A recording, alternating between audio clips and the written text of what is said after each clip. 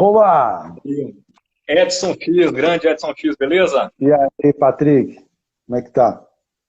Maravilha, tudo certo. Tô feliz pra caramba de estar aqui falando com você. Você é um baterista assim que eu sou muito fã. Eu não toco bateria, né? Mas assim, eu adoro o trabalho que você faz. E a gente tinha feito um teste antes com o celular deitado. Vai ser em pé ou deitado? Você que sabe aí. Bom, aí é você que manda, o que você acha melhor? Não, que pra mim, de todo jeito, tá tranquilo. O tradicional é fazer de pé, assim, né? Mas se quiser, a gente pode deitar a Tá, tela. então vamos deixar assim e você só me fala se o som tá legal. Sim. Bacana o som, tá? 100% então. Imagem, som. Beleza. Peço desculpas pela última vez que a gente tentou fazer a live, que acabou que minha internet estava dando uns problemas, mas conseguimos. Agora tá rolando É, aí. eu, A gente fazer. eu também peço desculpas, porque na outra agenda também tive um problema de família, aí a gente teve que Tranquilo, deixar para a tranquilo, próxima vez. Mas tranquilo. O agora tá tudo importante é bem. que conseguimos, né? Conseguimos, estamos aí conectados. E vamos falar as histórias aí, né, Edson? Vamos comentar aí sobre os Uhum. anos 80.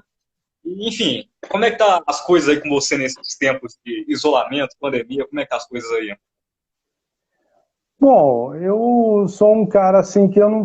Eu já tive a minha época de sair muito, né? De segunda a segunda, principalmente nos anos 80. E acho que até foi isso que motivou esse encontro com toda essa rapaziada aí. Eu até poderia fazer uma introdução assim meio básica sobre a minha história, que basicamente é ter muita sorte de encontrar uns puta cara, né? Então, Sim, já logo de cara, assim, eu posso colocar na minha vida, assim, meus primos, né, que sempre foram muito ligados à música, a gente andava de skate junto, mas logo que apareceu uns sons, tinha um tio, o tio Carlos, que trazia uns sons do exterior e a gente ficava ouvindo junto, e depois aí o tio Zé deixou uma bateria lá na casa deles, e eu comecei a tocar, e daí foi assim, cara, a partir do momento que eu deixei a bateria junto comigo, as pessoas começaram a aparecer automaticamente. E eu sempre fui assim, um cara assim bem tímido, mal conseguia falar, assim, eu tinha muita timidez, assim, me escondia das meninas e tal. Isso bem assim, início da adolescência, né? Aí depois eu comecei com o lance da música, foi um lance de sociabilidade muito grande. E começou a aparecer gente, começou a aparecer uns caras de baile, falando, tem tal cara que toca bateria. Isso lá no meu bairro, né? Uma mistura de Tucuruvi com Vila Gustavo e Rodrigues sim. Alves. É um ponto da zona norte de São Paulo. E, e aí eu comecei a tocar com esses maloqueiros da noite aí, baile.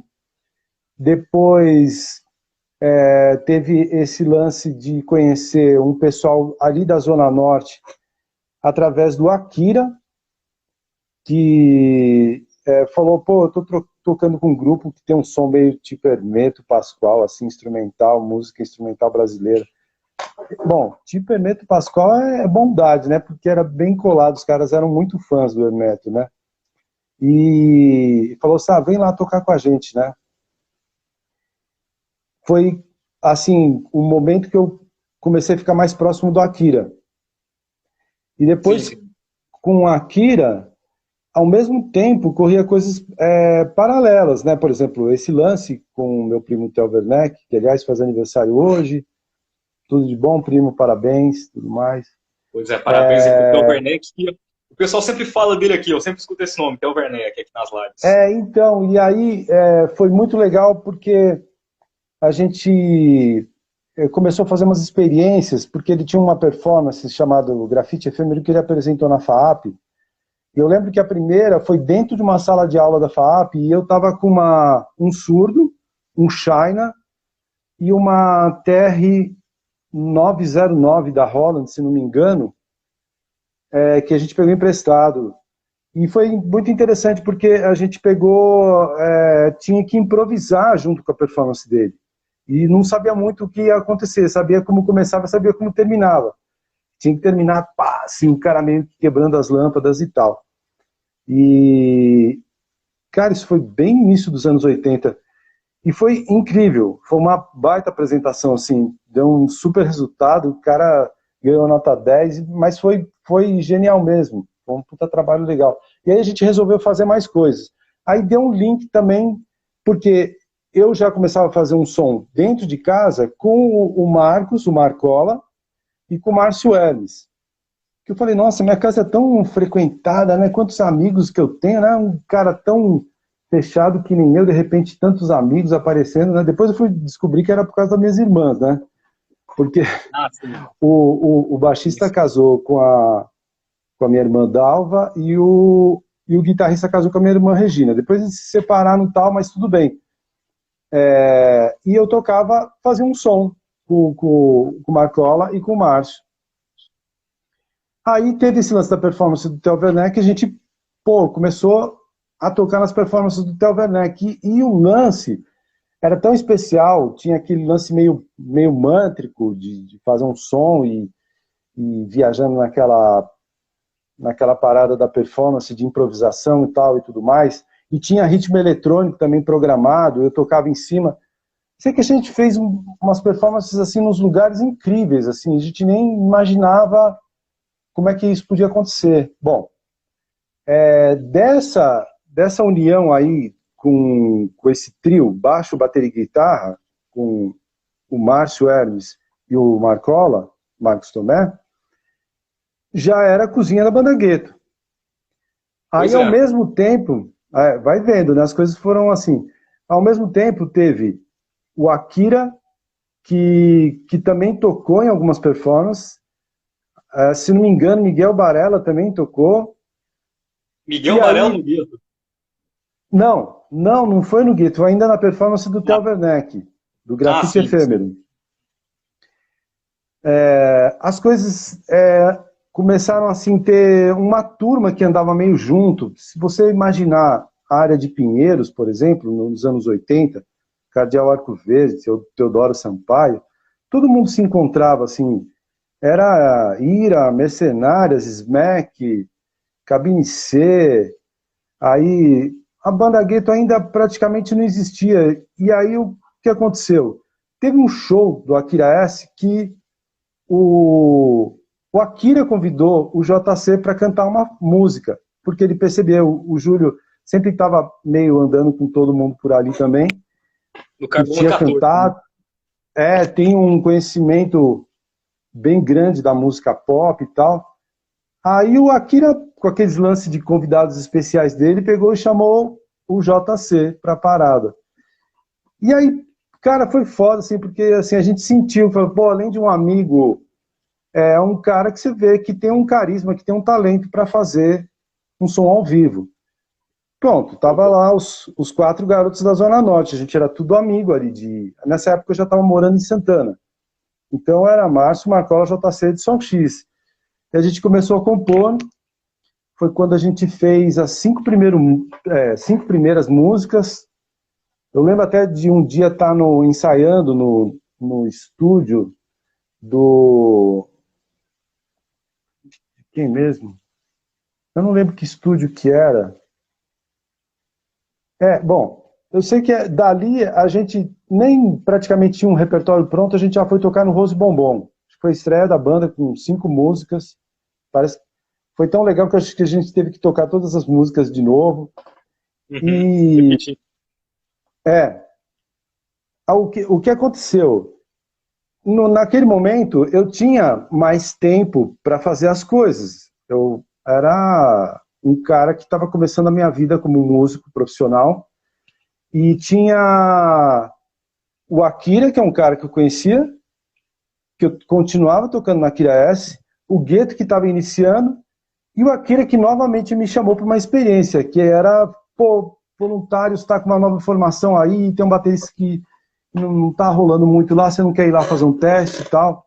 Falei, legal, né? Peguei, fui lá, levei minha batera, e assim, nunca vou me esquecer da sensação, porque foi a primeira vez, Patrick, que eu tive a sensação de estar num lugar, assim, e ouvir um som muito profissional, porque sim, o Giuseppe Frippe e o Miguel Barella, eles tinham uns puta ampli legal, né? Tinha um som muito legal, a sala de ensaio tinha um som sensacional, e tudo funcionava bem na sala de ensaio. Aí foi uma sensação ótima, porque, pô, você está iniciando, aí você pega, tem uns caras que já tocam bem, né? Tipo, pô, os caras, Miguel tinha já escola, né? Giuseppe, puta músico. Gangue O Akira, 90, Agentes, né? a Akira já tinha feito, pô, assim, matérias na Folha de São Paulo. Pois Então, é. puta honra, cara, porque assim, eu conheci pessoas muito importantes que me ajudaram bastante, me ampliaram, assim, o horizonte de sonoro. O Alex também, porra, um cara, uma enciclopédia musical, manja tudo. Sim. Tudo bem que eu tinha a minha formação, que é, assim, de música instrumental brasileira, música popular brasileira, todas essas influências dos anos 80, de punk, pós-punk, tudo isso eu fui conhecendo, mas só que os caras, meio que eles tinham um entendimento, assim, muito completo. Tanto, por exemplo, o Japan, por exemplo, que eu vi com os caras, né? Com a Akira, com voluntários, eu não conhecia. E, assim, é muita sorte, sabe, Patrick? Muita sorte de conhecer uns puta cara. Pois é. E aí chegou um momento que toda essa formação, toda essa vontade, eu tinha que criar naturalmente, né, criar minha própria história, porque eles tinham um desenvolvimento, acho que as pessoas precisam entender isso, não necessariamente porque as pessoas estão numa banda que todo mundo ouve a mesma coisa, tem os mesmos gostos. Não, cara. Então, como é que aconteceu a história do Gueto, por exemplo? Eu estou falando assim sem parar, depois você me interrompe se for o caso, porque senão eu vou perder a linha de raciocínio. Não, O lance tranquilo, do Gueto que é o seguinte, é até meio polêmico hoje em dia você falar Gueto, né? Porque, pô, 4 branquelos que estão falando de Gueto. Mas eu acho que o mais certo para uma banda, a hora que escolhe o nome, mais certo não. O que é mais fácil de entender é que a banda tente colocar um nome que represente melhor as suas influências. pois é. E a banda Gueto, no caso o nome Gueto, para a gente tinha o Gueto como locais de influências musicais muito fortes para nós. E não era só do hip hop, era banda de rock de garagem, a música oriental, a música africana, tudo isso Soa samba, fazia... soa rap, soa rock, né? Pois é, Vários estilos. é, pois é. E eu acho que o hip hop tem esse coração aberto, assim, né? Consegue abarcar tudo isso no som também. Mas para nós foi muito natural. Hoje em dia, se você fala assim, o pessoal, pô, fica meio assim, né? Pô, vocês são brancos, cara, que vocês estão com essa história de gueto e tal. Mas não era um lance da influência musical mesmo, dos locais. E foi muito respeitoso mesmo. E, assim, depois que eu comecei a escrever letras, a banda começou já a ter um repertório. Aí rolou um lance de contrato com a WA. O negócio começou a ficar muito grande, cara. Ficou enorme, porque a gente mal dava conta. Esse lance de novos empresários, show, gravação, estúdio, produtor. Puta, foi assim... A gente era muito jovem, Patrick. Saca? De repente, pumba. Só para começar, quando no Não São Paulo 2 já foi um negócio incrível. Né? Pô, tô dentro do estúdio Vice-Versa. Você participou do Não São Paulo 1 também, né? Isso, com a Akira, né? No Não São Paulo 2, com o Gueto já. E, pô, o disco do Akira S, cara, que absurdo, meu. Tive que gravar levadas que o Akira inventava. Sabe a música Não, que tem participação do João Sim, do João Gordo? Gordo. Aquilo é uma encrenca, cara, de bateria. Tum tum taran, tum tata tum tum taran, sats tum taran, tum tata tum tum taran, A sats. bateria dele naquele disco é uma coisa muito doida, né? É muito legal as baterias do Akira, Akira. ele inventava uns negócios que era um lance pensado para bateria eletrônica de programação, E depois, pô, eu tinha que tirar na bateria acústica. Foi um puta de um estudo. Pois Foda. é. Muitas do Akira com uns tempo maluco, que inclusive você ouve bem forte o ritmo eletrônico, mas eu tô tocando lá. Quem disse que não havia monstro, se não me engano, essa faixa. Tem umas coisas muito doidas. Cara, tudo bem, eu não participei 100% assim, dentro do disco e acompanhei tudo. Mas imagina, cara. Os caras me deram a chance de compor uma música junto, que é o Sobre as Pernas, né? Eu sou coautor também. E aí, puta, aquela cama de guitarra, assim, que vem, pô, muito inovador, assim. A Kira S sempre vai ficar num lugar muito especial, porque é uma super banda, cara. Na minha opinião, assim, eu ainda tenho... Nos anos 80, né? Desculpa, eu não te ouvi. Foi uma coisa nova no rock brasileiro ali nos anos 80, né?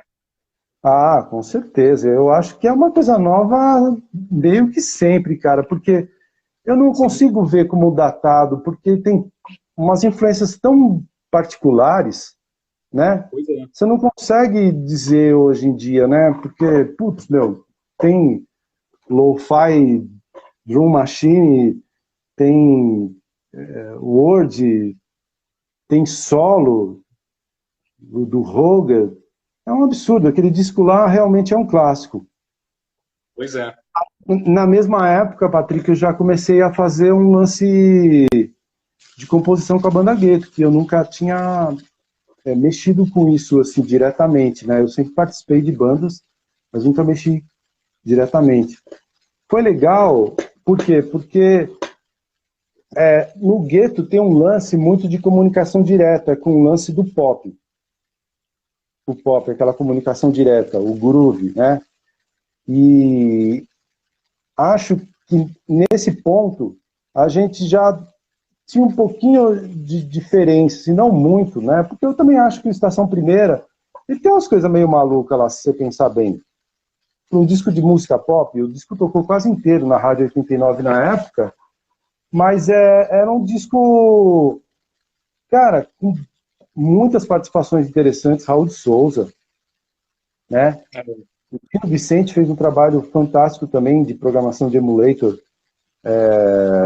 O Paulo Calazans, que é um músico que toca com o Djavan, estava no disco, fez um solo maravilhoso em A Mesma Dor. A gravação do disco foi espetacular, foi muito além do que a gente imaginava. A gente não sabia que ia chegar naquele ponto. Tanto até que o barato foi tão grande assim que meio que deu uma certa... consumiu um pouco a gente. A gente ficou sem espaço para pensar em novas composições, para pensar como é que ia ser a carreira, para pensar como é que a gente ia dar continuidade. Tanto que a gente quis fazer o inverso no E Agora para Dançar, que é o segundo álbum, de 89, e pegou simplesmente e falou assim, cara, vamos para o Rio, conhecer a galera do Rio, que é um polo muito importante do rock nacional, pelo menos na época, né? E vamos gravar no Nas Nuvens, tal, encanamos com essa ideia. Fizemos uma produção junto com o Paulo Junqueiro, que é o cara que tinha gravado Psicoacústica do Ira, que deixou a cabeça da banda assim pirada, com puta álbum legal, né? Não sei, o Ira também é um barato à parte, assim. A gente andava ali na Teodoro, aí ia na casa do Nazi, cara, que morava junto com o André Jung. E tava lá o Júlio e aqueles caras, assim, meu, puta fera. Meu, né? o André Jung, puta batera. Puta batera. Sim. A gente ia em alguns shows do Ira, logo teve essa mudança o Charles foi pro Titãs e o André foi pro Ira. Porra, cara, cada puta show, meu. Puta energia. Edgar Escandurra, puta brother, meu. A gente cruzava nos lugares, assim. Aquele jeito dele, assim, sempre ficava elogiando a gente e tal, assim, a gente não tinha noção. Muita gente boa, Nazi também, caras muito importantes. Patrick, você tem ideia, cara, como isso foi assim, um lance assim em São Paulo ali, principalmente ali em Pinheiros, muito, muito forte, cara. Tava tudo ali. Encontrava o Thomas Papon, encontrava praticamente todo mundo por ali do rock dos anos 80. Por isso que eu te falei. Reunida, né? Pois é, eu falei pra você, eu tinha minha época de andar na noite de segunda a segunda, né? Pois é. E porque fazia parte, cara. A gente queria ver os shows, a gente queria se encontrar, queria beber, queria um monte de coisa, né? Então, era ali. Aí encontrava o pessoal do Capital Inicial, encontrava as bandas de Brasília. O negócio assim era muito, muito forte. E tudo isso para te falar a tua primeira pergunta, né? Como é que eu me virei na pandemia? Cara, imagina, a gente viveu pra cacete naquela época, muito intensamente. Muito É, intensamente. Eu sei que para essa geração é um lance muito complexo. Sim, você está iniciando e de repente, pô, cara, já deu um lance de uma pandemia, porque essa movimentação de você andar nos lugares, encontrar com as pessoas que tem a ver com o seu meio musical, é um negócio muito importante. E eu sei, afetou. Em 2017, só para você ter uma ideia, antes da pandemia, a pandemia começou em 2019, né? foi no início de 2020, foi em março que começou a isolamento, né? Ah, O lockdown. tá, não, 2019 a gente estava ouvindo falar no final do ano que já estava acontecendo, É, né, em Wuhan e tal. É, isso. Em 2017 eu estava fazendo um trabalho via internet, fiz um álbum com dois caras incríveis, o Jorge Pescaro e o Marcel Rocha. Marcel Rocha é grande guitarrista, compositor e produtor musical. O Jorge Pescara também toca aquele touch guitar e puta, meu, um álbum muito legal esse álbum. Procura depois no Bandcamp, o Perfect Tree com Jorge Pescara e Marcel Rocha e Edson X, é bem legal. Eu gosto muito desse álbum. Também fiz um outro trabalho pela internet junto com o Paulo Bira e também com o Marcel Rocha, chamado The Awakening of Animals, acho que é isso. A gente coloca esses nomes em inglês, né, para ver se ganha o mercado americano, né, inglês, europeu, sei lá o quê. Grandes experiências, eu acho que assim, cara, não dá para parar não, sabe, Patrick? Você tá com a música dentro de você, ela não para não. Ela tá sempre acontecendo. Eu sou um cara que sempre trabalhou com produção musical, depois de um tempo, né, do ano 2000 em diante, eu trabalhei acho que 20 anos direto com produção musical. Trabalhando, prestando serviço para a Zoom Music, ou grupo de dança, por exemplo, a Companhia Repentistas do Corpo é um grupo que eu trabalho há muito tempo, faço umas trilhas de espetáculo de dança bem legais, publicidade, filme. Então, eu tento. Outro dia, um grande amigo que está violeiro, Ricardo Vinini, que é um super músico, ele estava falando sobre esse lance, assim, às vezes o pessoal reclamar um pouco, porque não tem isso, não tem aquilo. Eu acho que o músico, ele tem que trabalhar em várias frentes. Mesmo assim é difícil, mas pelo menos você ser compositor, né, música autoral, já é uma coisa importante. Vai que sua música toca no rádio não sei, da Europa, dos Estados Unidos, não sei da onde. Você recebe direitos autorais. Ser trabalhar, estudar um pouco de produção musical, né? Como é que funcionam os mecanismos de gravação. E show seria muito importante, mas realmente a pandemia foi um negócio que foi complexo, cara. Foi não, tá sendo, né, Patrick? pois é, exatamente. Desculpa, eu falei que nem louco aí, mas pelo menos já deu um panorama rápido do. Não, eu gosto de história, entendeu? Eu falo assim, quanto mais história, melhor. Vai mandando aí as histórias que rolaram que é bacana ouvir. Mas assim, a gente estava falando sobre voluntários. Você entrou na banda, já tinha o Paulo Horácio ou ele entrou depois? Me parece que estava meio que também tentando arrumar um novo cantor, Ah, né? sim. Aí eu não lembro quem que apresentou, quem da banda que chamou o Paulo Horácio. Não lembro não. Mas eu sei que Paulo Horácio é um cara que ele tem uma técnica vocal muito legal. Ele Demais. parecia que combinava muito com a banda, mas eu acho que isso é uma questão de tempo, porque pensa bem, cara, uma banda, a banda Gueto passou por isso, não sei se você sabe, a gente meio que terminou essa fase Márcio Macau JC de Som X ali pelo início dos anos 90. Depois, em 92, a gente já estava compondo de novo, já com um outro cantor, que é o Tom Neto. Mesmo que o cara tenha um talento, se identifique bem com a banda, ele é um cara que é um outro cantor. Então todo mundo fica meio assim. E eu acho que o Paulo Horácio precisava de um tempo maior para criar um novo Voluntários, porque o Voluntários tinha que tocar o repertório antigo, o pessoal era muito colado no estilo Thomas, uma super personalidade, não tem como colocar um Edson X uma banda que não é Voluntários da Pátria. Cara, eu tocava os arranjos do Thomas, mas o Voluntários era Mas muito assim, Thomas. eu vou ser sincero, a minha formação favorita do Voluntários é a terceira. Paulo Horácio, eu acho que é a voz que mais combina com Voluntários. Assim, a que eu mais gosto, entendeu? Então, mas Assim, vai ver todas porque foram você demais. conseguiu, vai ver que você conseguiu, Patrick, perceber que poderia ter um desenvolvimento de uma ideia de estilo para não ficar tão apegado ao passado e começar a criar coisas novas. Paulo Horácio trazia um lance técnico, assim, tal, e já estava começando a curtir algumas coisas que ele nem conhecia, então ia dar uma mistura interessante.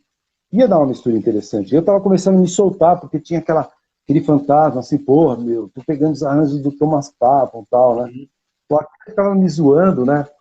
Porque era um peso, né, cara? Não era fácil, era difícil, né? No Akira S a gente meio que começou a banda junto. Tanto que a formação que eu mais curto do Akira S, eu curto bastante aquele duo, bateria e baixo, e o Alex com os tapes, né, os samples, tal, disparando ao vivo e fazendo a performance. Eu acho que também poderia dar umas coisas bem interessantes ali. Mas, cara, não que adianta ficar falando disso, né? São novas experiências, as coisas elas estão se movimentando, né? Mas que interessante essa formação, acho bem interessante. Eu acho que é isso. Precisaria de um tempo maior para o Voluntários ganhar um novo estilo. Acho E que... você, eu já vi você escrevendo que você era o intruso dos Voluntários, eu já vi você falando isso. É por causa disso que você achava que pegava os arranjos do Thomas? Não por causa disso. Até porque, vou ser bem sincero, eu curto os Voluntários da Pátria, mas não é o estilo de música que eu tocaria. Entendeu? Como Ah, músico, como profissional, eu aceito desafios e eu vejo uma beleza ali. Mas se eu fosse montar o meu próprio som, eu nunca faria um som que nem do Voluntários da Pátria. E eu acho que eu estou sendo sincero, aliás, não, tenho certeza, estou sendo sincero com isso, da mesma forma que talvez o Giuseppe não faria o mesmo som que eu estou imaginando, e o Barella a mesma coisa, o Akira a mesma coisa.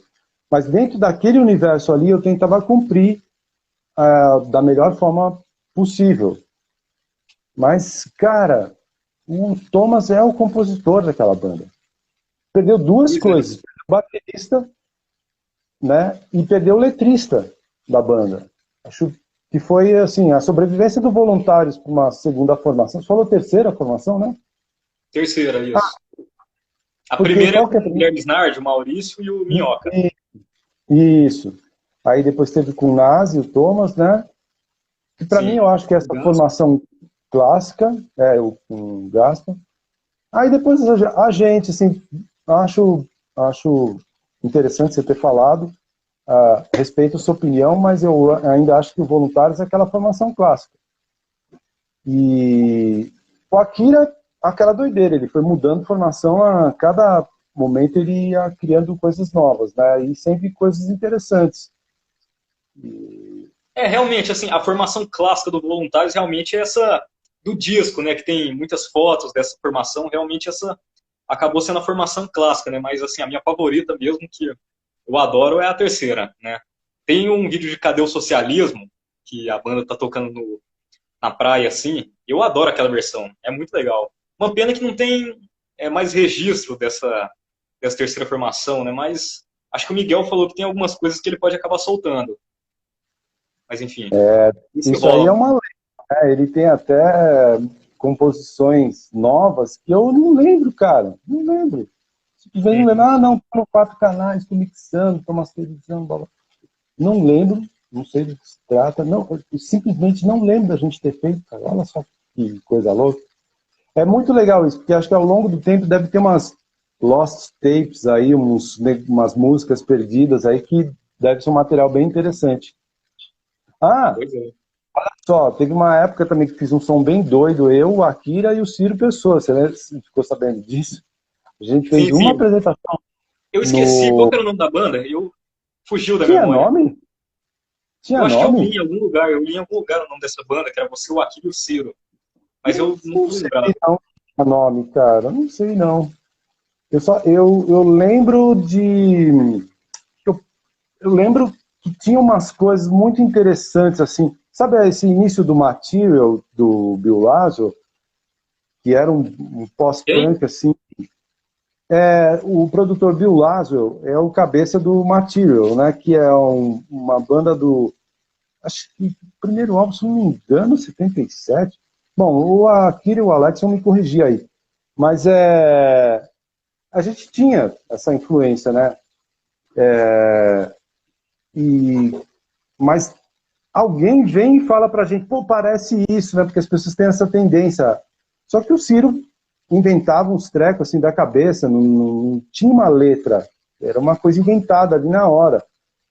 E tinha um lance do Ciro também não tocar uma guitarra assim clássica, né? Fazer os acordes clássicos. Ele ia fazendo, meio que soltando qualquer coisa, o Akira atrás e eu também. Era muito catártico e bem interessante. Só que assim, era meio pesado a vibe, assim, eu não tava muito afim, não, cara. Eu não curto muito isso, não. Foi legal, obrigado, boa experiência, mas eu prefiro continuar. Deixa eu ver se eu me lembro de mais alguma coisa que ficou. Ah, teve Notícias Popular. É bem assim que estava Sim, escrito, tá, Patrick? Notícias Popular. Porque pois no é. rádio, quando a gente ouvia ou alguém comentava sobre o jornal, ninguém falava notícias populares, falava notícias popular. Ah, minha cadeira deve estar fazendo barulho, peraí, desculpa. E aí, isso era quem mesmo? Bom, eu sei que a gente gravou uns trecos aí, tá? Numa coletânea, se não me engano. Acho que você deve saber sobre isso, né, Patrick? Eu que não estou lembrando. Notícias Popular, eu acho que eu ouvi alguma coisa, mas eu não tô lembrado. Eu lembro que eu já ouvia, mas eu sumiu da memória, sabe?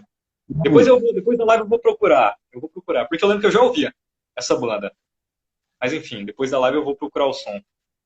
É, e aí, sabe o que eu acho, assim, é muito importante ter em mente isso. Participar da cena, tudo bem, tá pandemia, cara, mas faz isso que você está fazendo também, vai atrás, sabe, Patrick? Meio que tentar fazer esse movimento online do jeito que dá, continuar tocando, continuar se exercitando, fazendo as parcerias online é o jeito que dá e conseguir fazer essas festas online para estar junto com as pessoas. Porque a música é esse movimento. A música ela está em movimento. E eu não gosto nem de ficar muito olhando para o passado, porque parece que você vive de alguma coisa que já foi, né, cara? Eu acho que está na hora de criar novas coisas. E eu sempre curti isso. Na verdade, eu tenho ainda alguma coisa que está faltando, que eu gostaria de fazer. Eu gostaria de fazer um instrumental, porque eu sempre fui muito fã da linguagem do jazz, não exatamente o jazz, mas as possibilidades que o jazz dá de improvisação e comunicação. Sempre fui muito fã disso. E eu tenho feito algumas experiências tal. Já pensei numa história maluca, assim, de refazer algumas músicas da banda Gueto em estilo Big Band. Pô, legal. Bem legal, né? Eu pensei, falei, como é que será que eu vou executar isso aí? Eu sei de um cara maluco que ajudaria a executar isso aí, que é o André Bujan.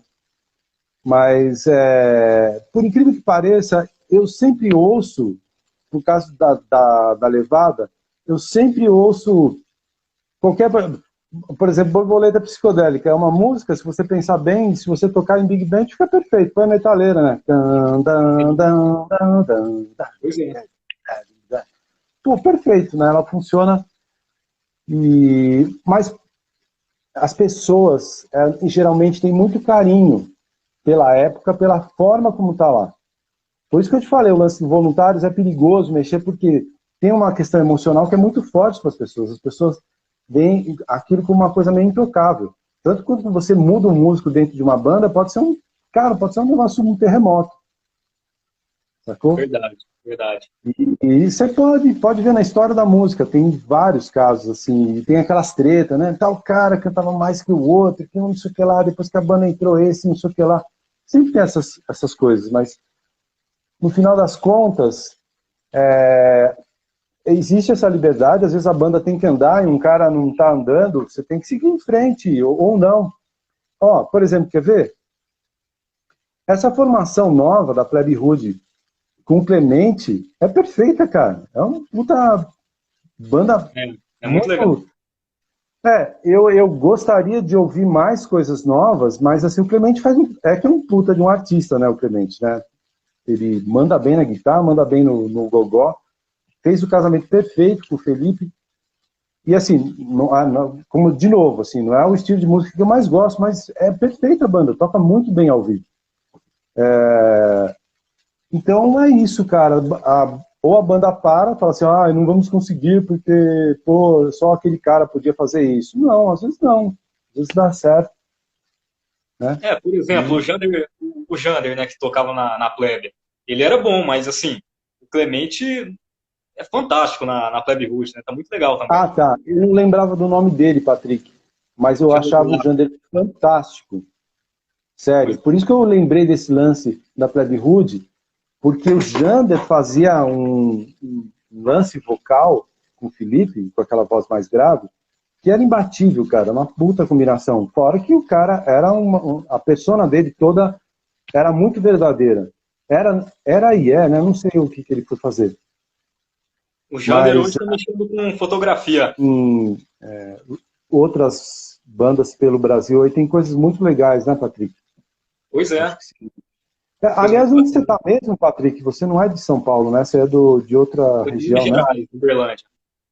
Ah, tá. Parabéns pelo seu lance aí de fazer essas entrevistas, manter um canal e me parece tão jovem, cara. Eu nem sei que idade você tem, mas eu acho muito legal você resgatar. Oi? Eu tenho 16. 16 anos, Patrick. Você é uma criança. Que legal. É bacana porque isso faz com que o resgate, tem gente da sua idade, eu não sei como é que você, quem colocou para agora, vou inverter, né? Quem colocou essas bandas para você ouvir, cara? Como é que você resgatou isso? Então, foi totalmente acidental, né? Porque eu moro com meus avós desde que eu nasci, e gente mais velha gosta de novela, ligado na novela o dia inteiro. Aí acaba que eu escuto o tema da novela, uma música do RPM, outra música do Traje. Aí eu acabo guardando isso e depois que eu tive acesso à internet, eu fui atrás dessas músicas e descobri o rock nacional, né? Tô aí sempre descobrindo as histórias, ouvindo as músicas e ouvindo Gueto, Voluntários da Pátria, Akira S, né? E assim, é desse jeito que vai evoluindo, né? Cada dia estudando as bandas e, enfim, falando das histórias, né? Pô, que legal. Mas você ouve coisas também recentes, que é assim, recém-lançadas? Sim, sim. Eu gosto de ouvir uma banda chamada Os Dois, que é do Ricardinho, que ele faz backing vocal no Traje. Porque acho que a gente também precisa conhecer essas coisas, né? E banda gringa nova, assim, o que você curte? Pô, Edson, gringa, na verdade, eu não escuto nada. Depois que eu descobri a música brasileira, eu me desliguei do planeta, assim. Olha, que interessante, cara. Só no Brasil. Não escuto nada, nada, nada. Acho que faz uns 3 anos que eu paro, assim, pra ouvir uma música internacional. Mas eu vivo com a minha mente só na música brasileira. No terceiro álbum da banda Gueto, que é o Treme Terra, que tem esse outro cantor, que é o Tom Neto, né? Sim. Eu escrevi um lance na contracapa... Com 2 T's, né? Não, na verdade tem um H. Isso, H. Confundi, um H. Aliás, mandando um salve também para o Tom Neto, para a equipe que trabalhou, a Thelma Guedes, o Mauro, da Pride, todas as pessoas que de alguma forma ajudaram nesse álbum, né? Não foi fácil, foi um álbum independente, uma qualidade bem legal. E nessa contracapa eu escrevi assim que tem coisas que você ouve mesmo sem querer. Por isso que eu estava te perguntando sobre música pop internacional, porque provavelmente você acaba ouvindo isso, né, Patrick? Mas sim, ela meio que dá uma distorcida na sua cabeça, assim, vira algo novo aqui no Brasil. E eu acho que é esse que é seu foco, né? Misturando o que a gente inventa, né? Meu amigo, é isso aí. Na época a gente falou muito sobre o lance dos anos 90. Aliás, foi bom você ter falado isso, que eu vou abrir um parênteses aí. Também uma coisa que o pessoal meio que ficou, assim, sei lá, não entendendo muito, foi o lance intelectuais nos dão azia, né? Eu acho que foi um distanciamento que havia, assim, do rock brasileiro, que ele ficou muito, muito demais, assim, no rock inglês. Teve uma fase muito forte do rock inglês, pouco até do americano, acho que pela tamanha força do punk, do pós-punk, principalmente do Joy Division, que, assim, era um momento que a Folha estava falando muito disso.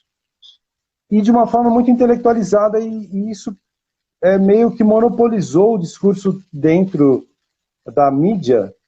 Eu falo, caramba, porra, meu, a gente tem tanta influência rítmica interessante aqui no Brasil, né? Sim. Assim, não está evidente, mas, por exemplo, Emoção tem um pedal de bumbo, lá no Estação Primeira tem a música Emoção, tem uma Soul Music, mas tem um pedal de bumbo que é um baião puro. Esse Homem é Você é um 2x4, é uma batida de samba, bum, tá, bum, tá, bum. E aí a gente meio que foi dando essas pitadas, e GUETO era, quando eu pensei assim na levada, era para ser uma batida meio malaca de samba. Tá, tá, tá, tá, tá, tá, tá, né? Tem esse lance. E aí, lógico que queria dar uma espetada, que isso também vem do hip hop e do rap. O rap tem essa condição meio assim de provocativo, né, Patrick? E a gente já pegou isso, que era... Porra, cara, tava acontecendo uma coisa, como é que se diz? Revolucionária lá na Estação São Bento do metrô. Aquilo era uma revolução. Então, pô, cara, como não colocar isso no som? Como não trazer essa cultura para dentro? E foi super natural para a banda. Mas foi provocativo. Mas não foi na questão assim, que a gente tem alguma coisa contra intelectuais. Pelo contrário, tem vários intelectuais que ajudam muito mais no pensamento humano do que a gente imagina. Eles são formadores do pensamento humano e são pessoas que fazem progredir a ideia da forma de ver o universo. Não todos, né? Cada um com seus preferidos, tal, mas nada pessoal. Foi só uma provocação. Daí em diante, eu consegui pelo menos falar sobre isso, cara, que é uma coisa que eu não podia esquecer. Eu lembro que na época, eu lembro de alguns artistas plásticos que a gente conhecia do grupo Casa 7, né? Falava assim, puta, meu, muito legal o som de vocês, tal, não sei o que lá. Mas esse lance intelectuais nos dão vazia, que coisa estranha. O que vocês quiseram dizer com isso? E na época eu nem sabia responder, eu dava risada, sabe? Porque Sim. era uma comunicação, né? Pois é. Outra música do Gueto que eu adoro também é Ensaio Geral, né? E você fez a letra dessa música, né? Sim, sim. Ensaio Geral, cara, é uma música, ela fecha o álbum Estação Primeira, e o lance daquele trombone de solo meio gafieira, assim, que o Raul de Souza faz no final, com a batida do funk anos 70, assim, que a gente curtia muito, com aquele riff que tem no meio, que o JC sacou muito bem, que é meio Stones, né? Aquela parte do meio, que aquilo lá o pessoal canta com a gente junto no show. Eu acho essa música... Imagina, cara, a gente tem a tendência a não gostar de um monte de coisa. Mas essa música eu curto pra cacete mesmo. Curto letra, É muito curto a legal essa vibe, música. curto a guitarra, curto o baixo, curto praticamente tudo. E no álbum também ficou interessante por causa do solo do Raul de Souza. Eu nunca vou me esquecer de encontrar no camarim de um show, e quem estava assim no backstage era o Thomas Papon. Aquele jeitão dele, assim mesmo. Pô, cara, essa música Ensaio Geral aí pô, tá som, hein, cara? Muito boa. E era aquela versão da banda, assim, bem crua mesmo, tocava os quatro, né? No show, baixo, bateria, guitarra e o vocal. E a gente se vira bem em quatro, cara. A banda é absurdamente, assim, louca, assim, no sentido de que eu sou um cara chato pra cacete em ensaio, admito isso, sou muito chato, ansioso, quero ver o negócio se transformar rapidamente, e cada um tem seu time, o Márcio tem um time, o Marcos tem outro, o JC tem outro, e a gente briga muito, brigou tanto que a gente teve que dar um tempo mesmo, se separar. Mas quando a gente tá os quatro tocando num show, é incrível, cara. É isso aí, pois é. A coisa acontece, porque é muita história, é muito Zona Norte, é muito forte, entendeu? Uhum. Aquilo que a gente meio que, pô, não é brincadeira não, cara. Esse lance de baile de periferia não é mentira, não. Tudo verdade, a gente ficou muito impactado sobre isso. Sabe, carinhas que estavam ouvindo puta som progressivo, Emerson Lake and Palmer, Yes, Frank Zappa, música instrumental, de repente, pô, cara, você caía nos bailes de periferia e falava, meu, arrepiava. A cabeça ficava muito... Você não conseguiria fazer um álbum com o formato do rock pop que estava acontecendo naquele momento. Não tinha mais como. O Akira já tinha isso, se você pensar bem. O Akira é um cara da Zona Leste, todo formado na maloqueiragem ali do Vai Corinthians, sabe? Mas assim, a música nordestina para mim é tudo, cara. Os ritmos do Nordeste. A gente fala de ritmos afro-brasileiros, né? Mas é incrível, cara. Essa clave, essa matriz, isso aí é tudo. É tudo. Se você coloca isso na sua música, no meu modo de entender, a música acontece. Pois é, É por aí. exatamente. Tá bom, pra caramba, né, Patrick? O pessoal Sim, quando tá passando tranquilo, o tranquilo. pessoal quando tá Outra passando história. no Instagram, fala assim, pô, esses caras não param de falar, então eu acho que já tá bom, né? Você tem mais alguma dúvida? Pois é, eu tenho algumas perguntas ainda aqui. Eu não sei se Caramba, você manda vai. aí. Você acha melhor a gente deixar para outra live, a gente fazer uma parte 2 ou. Não, é que eu falei pra caramba, de repente até você tem perguntas aí, vamos lá. Ah, não, não, tá bacana o nosso papo aí, tá bacana. Tô gostando. Entre o primeiro e o segundo disco do Gueto, e o terceiro, né? São três. Você tem um favorito? Ah, eu acho que cada um tem a sua particularidade por causa do momento que estava vivendo. Vamos dizer assim, Estação Primeira é um absurdo porque foi muito marcante, a gente estava chegando. E aí teve toda aquela produção, foi marcante emocionalmente para todo mundo, tanto para a gente quanto para as outras pessoas. O E Agora para Dançar, se você for ver bem, é um disco que já estava dialogando com o momento político em transformação que estava brutal, que tinha acabado de sair do momento de passagem de ditadura para a nova democracia, e de repente a gente estava se vendo com questões assim, pô, peraí, cara, parece que está tudo a mesma coisa, né? Não sei se você deu uma lidinha na letra de Balaio de Gato, que está no E Agora para Dançar, que é um rap.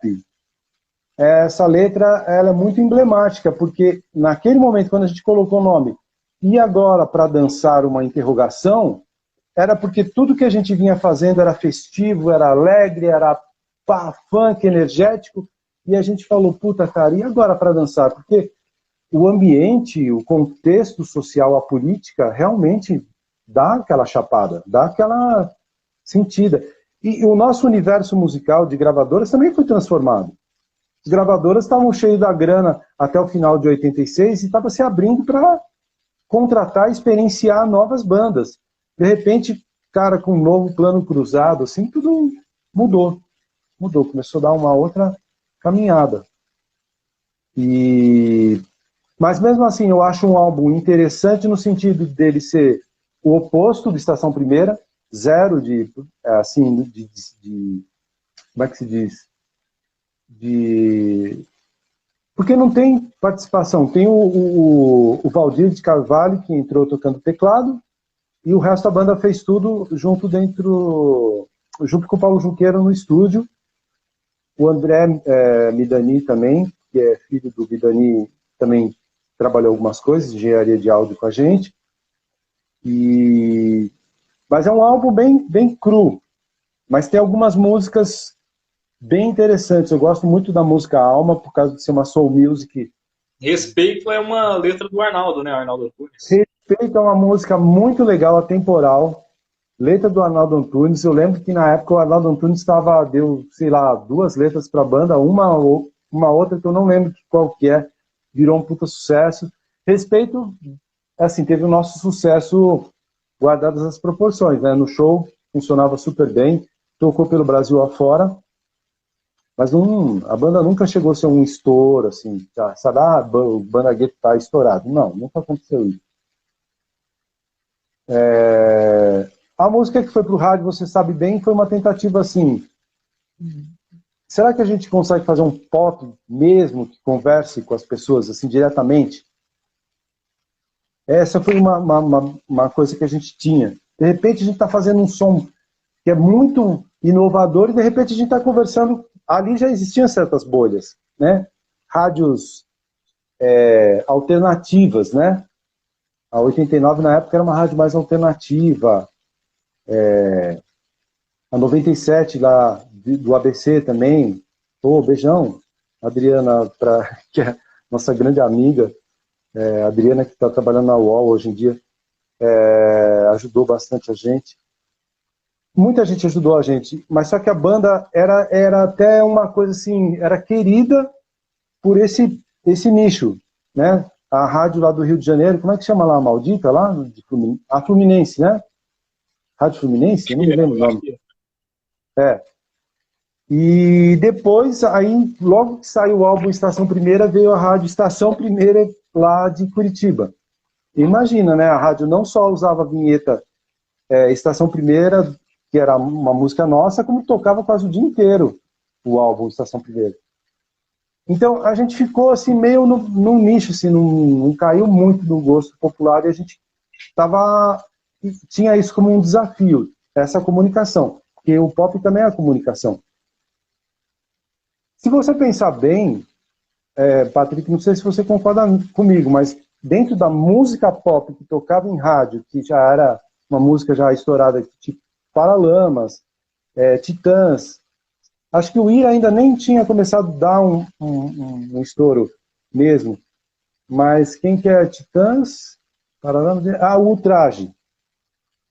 E o Capital Inicial e Plebe Rude, que deu um começo assim de pegar o Brasil inteiro.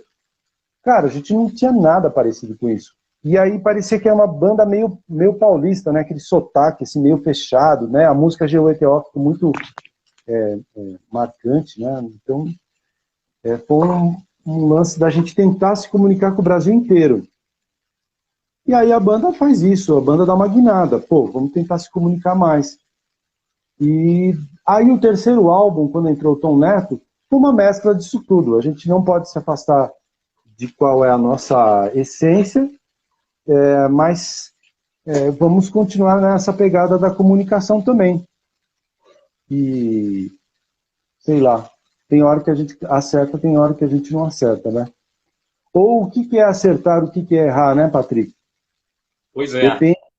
Depende de quem vai vender show, depende da gravadora que está te apoiando, depende do nosso trabalho mesmo, de ir atrás de entrevistas. Cara, tem um tripé assim de produção de show e gravadora, hoje em dia mudou bastante, mas naquela época, venda de show e gravadora, cara, era assim a base da pirâmide. A banda não conseguia andar se não tivesse isso. Lógico, ela podia ficar no underground, mas a gente não queria. A gente queria crescer, a gente queria ir para o Brasil inteiro. A gente fez show no Brasil inteiro, mas não foi o suficiente, precisava de mais.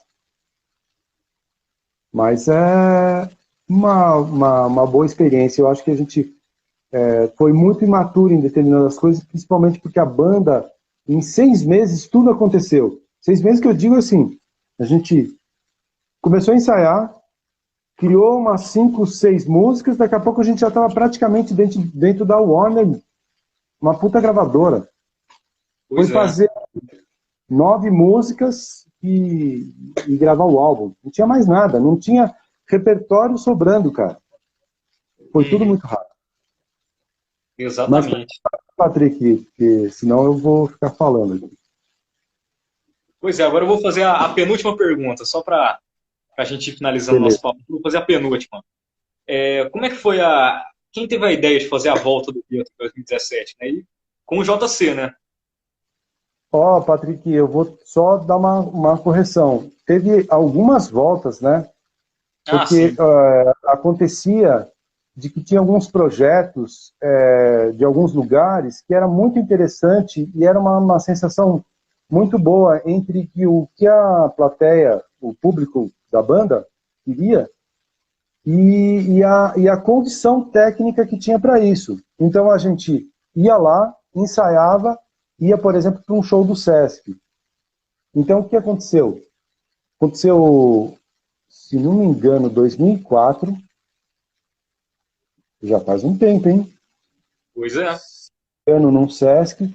Teve umas casas de cultura, uns negócios assim que a gente fez também, que está inclusive no YouTube também. Aí teve virada cultural, que foi bem legal também, que a gente fez de manhã. Você está ligado com a virada cultural em São Paulo, né? Não sei se você tem mais ou menos uma noção. Tem umas músicas também lá, umas músicas lá no YouTube. Uma data importante, né? Pô, imagina, 30 anos de lançamento de Estação Primeira. Pois é, muita coisa. Pô, aí teve essa condição de estar nesse lugar, nesse palco em São Paulo.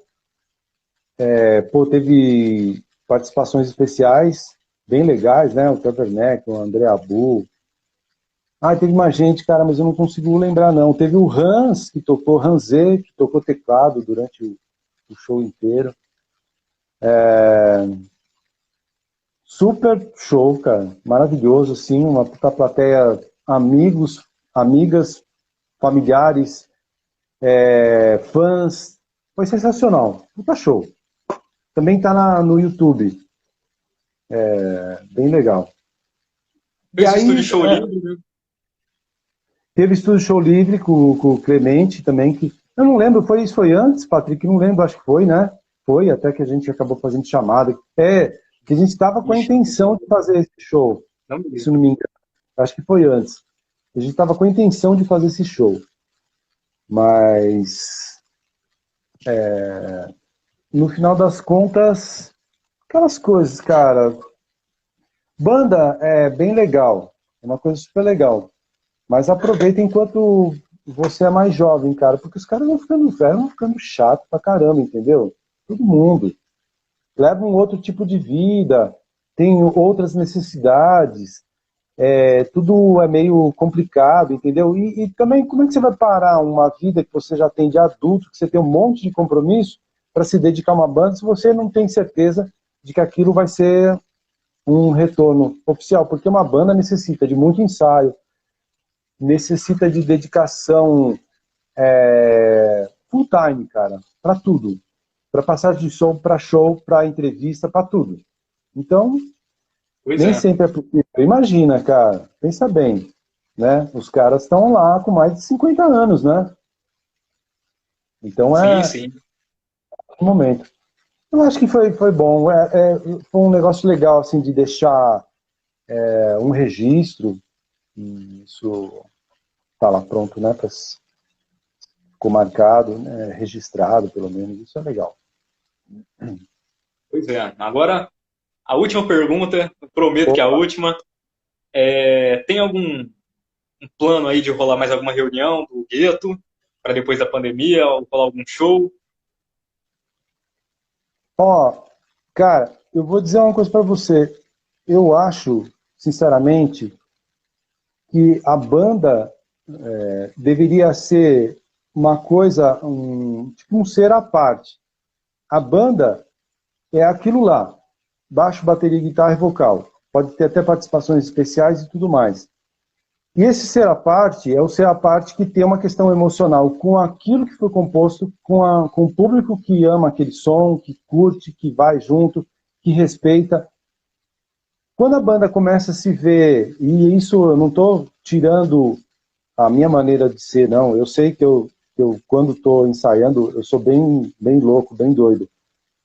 Mas quando a banda começar a ver que ela é maior do que cada um, a banda Gueto é maior do que Edson X, é maior do que Marcola, maior do que Márcio, maior do que JC.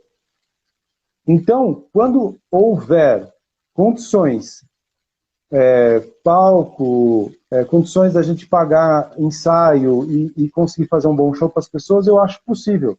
Eu acho possível. Eu não sei se todas as pessoas da banda acham que é possível. Mas eu acho possível. E é isso, Patrick.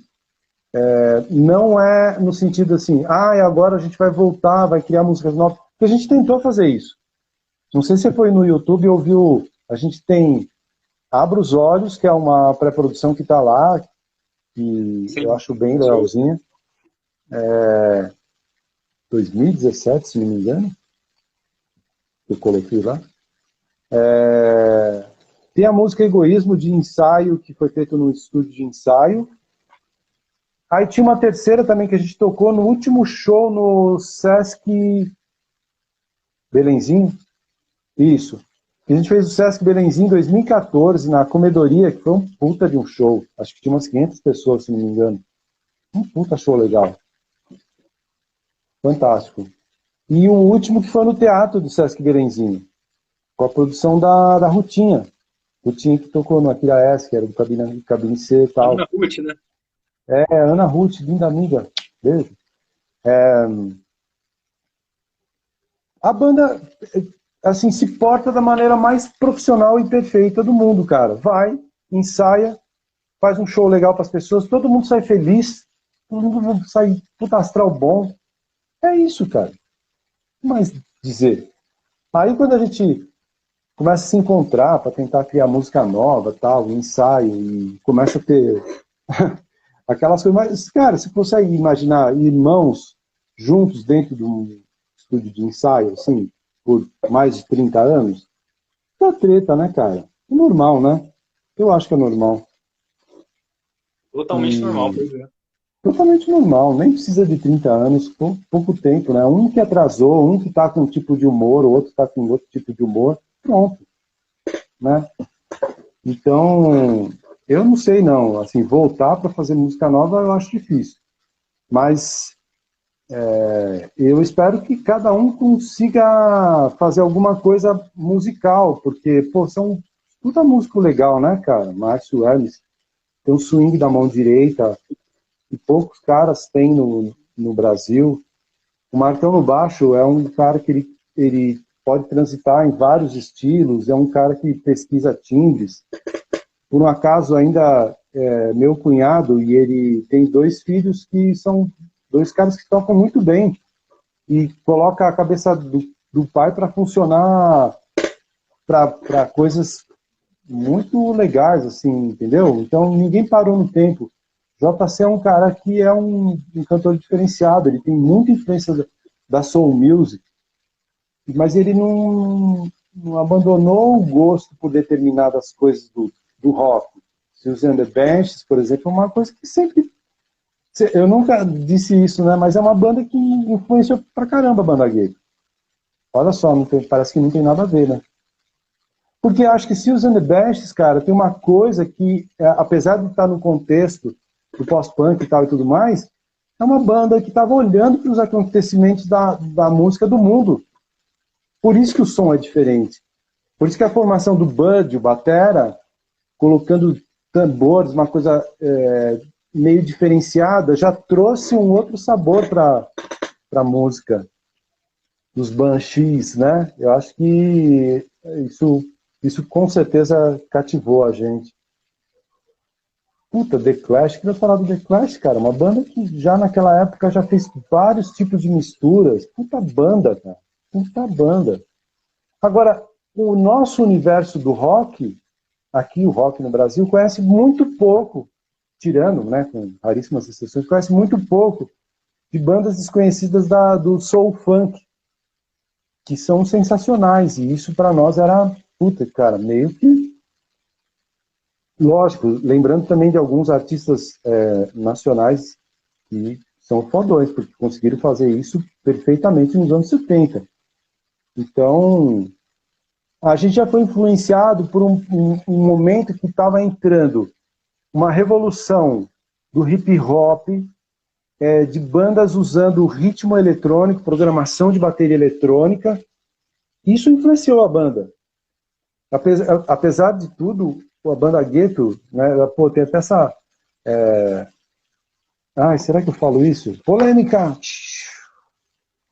Tem aquele bate-papo de boteco do Ed Mota, que ele ficava com os amigos dele lá do Rio de Janeiro, né, descendo pau em todo mundo, né, e lógico que a gente também não ficou de fora, porque a gente falava de swing, né, e também o lance do disco da banda Gueto foi influenciado pelo Camel, pelo Sly and Robbie, aquele disco Rhythm Killers, e essa sonoridade era de cara tocando, cara, e tinha alguma coisa que vinha do hip hop, de baterias eletrônicas programadas que entrava dentro do som. Isso não quer dizer que necessariamente a coisa era dura. Não, era aquela sonoridade naquele momento era uma coisa muito interessante para a gente mexer. E o swing, ele pode estar entre coisas, né? Quando você toca um backbeat de batera, puta batida básica que eu amo, porque eu gosto de sentar no banquinho da bateria e ouvir a música, ouvir quem está fazendo os contratempos, você entendeu? As claves afro-brasileiras passando por ali. Isso é genial, cara. Não precisa necessariamente o baterista ter que fazer o swing. Isso é uma coisa antiga, superficial, entendeu? Eu nunca ouvi tanto swing. Conhece uma banda chamada Cameo? C-A-M-E-O. Vai ouvir uma música... Eu não tô lembrado. Vai ouvir uma música chamada... eu não sei se é She's Strange, né? Ela é estranha. E essa música, na época, era uma música assim como se fosse um desafio para bateristas. E o... Como é que chama o nome? Eu esqueci o nome. Larry Blackmon, ele era um cara que ele é tipo compositor, cantor tal, e tudo mais, e ele tocava bateria gravando naquela bateria de pads da Simmons também, que foi o primeiro disco da banda Gueto, também foi isso, uma bateria com aqueles pads da Simmons, não sei se você conhece. Pesquisa na internet, Simmons Drums. E terrível de tocar, porque tinha muito atraso tal, e tudo mais. Pô, foi foda, cara. Eu superei aquilo lá e gravei do jeito que dava. E o Larry Blackmon gravou essa música, She's Strange. A levada é fantástica. Mas também tem coisas tipo Word Up, que é uma música que é o hit da banda, que estourou no mundo inteiro, milhões de visualizações. É um groovão, cara.